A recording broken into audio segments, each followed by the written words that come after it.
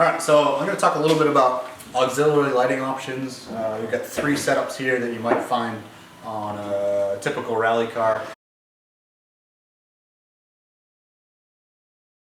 The first one here we have is using halogen lights. So this is kind of a bit older technology, similar to what you might find on a lot of vehicle headlights. Pretty basic. You just have a kind of a standard halogen bulb in the light, your reflector, and then your lens, which is going to disperse the light differently. The advantage of a halogen light is it's probably going to be the cheapest out of these three options, and maybe the lightest too, where it is pretty simple. There's not a whole lot going on inside of a halogen light, so it's a bit lighter. The disadvantage is it's going to draw the most current, so it's going to put the most load on your electrical system, has the greatest amount of heat output, and doesn't throw as much light as these other two options.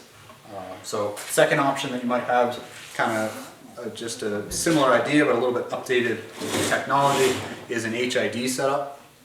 And what you have here is HID stands for high intensity discharge, so it's going to take that 12 volt input and kind of up that voltage similar to what a coil in your ignition system would do, and give you a little bit better light output with a less draw than you would find in a halogen light.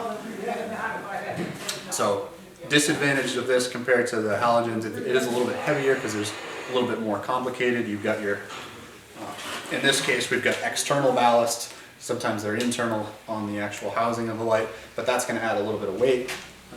But again, they're not going to draw as much current, so there's less load on the electrical system, and you get much better light output. Then moving on to the LEDs, this is probably the most modern technology here. They are also nice, similar to the HIDs. They don't draw a lot of current. You've got kind of more options as far as lenses and stuff. So you can see here we've got a bar with a whole bunch of LEDs, and if you were able to look real close in there, some of these, there's a couple different kinds of actual LEDs to give you slightly different light output. And different lenses as well within the same light. So here we've got four light emitting diodes, so they can put four different kinds of lenses. In this case we've got two drives, two spots. So that's going to help you throw light in different directions. One put light more downrange, and one spread the light out a little bit more to get better light coverage. So a lot of times what you might find with a LED solution is you'll have the best light coverage where you have so many different places that light is getting outputted from. It'll cover the road in a really nice even light spread, whereas the halogens and the HIDs, they'll give you good light, but you'll find you'll have like four hot spots if you've got four lights, these four really lit up areas, and then the light will emit out from there a little bit more, so it won't be quite as even a spread. The advantage to the HIDs is a lot of times we'll find you can get better light downrange, so they can throw the light a little bit farther than some of their LED counterparts. So a couple differences with the kind of three different options. So you've got to kind of weigh those and decide what would be best for your application. Or sometimes too, you might combine them. Maybe you run two HIDs and an LED light bar and sort of get the best of both worlds. So as far as mounting them to the vehicle, again, we've got a couple different options. Up here, this is what we would call a light pod. So it's, in this case, it's a fiberglass pod that would sit on the hood that your lights are mounted in. Advantage of that is it's probably the lightest option. You know, these are light bars are made out of steel, they're a little bit heavier. The disadvantage, a lot of times it's a little bit more expensive. You know, you can't necessarily make this at home very easily. Also maybe a little bit more fiddly to mount, so a little bit harder to mount on the car compared to something like a light bar, like what we got with both of these options, where your lights just bolt onto kind of a simple bar. And then in this case, we've just got a couple mounting points to get it onto the actual vehicle. So really easy to mount up on the car.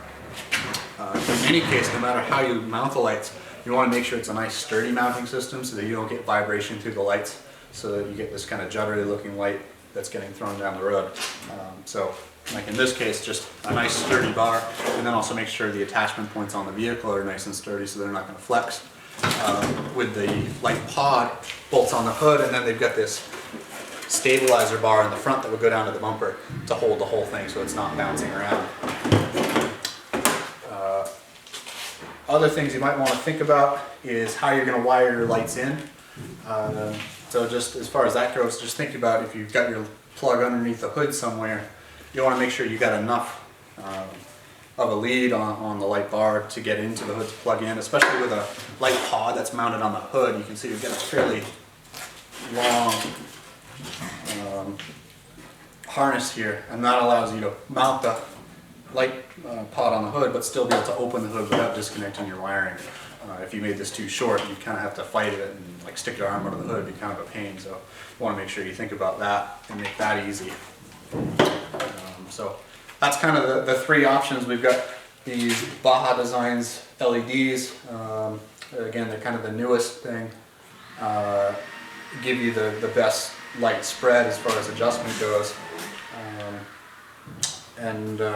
Also what you'll find is when you want to actually adjust your lights, so you've got the bolt up on the bar, you don't necessarily want to just have all your lights facing straight down the road, because you don't necessarily need all that much light going straight. You want to light up the edges of the road so you can see where the road's going, stuff like that.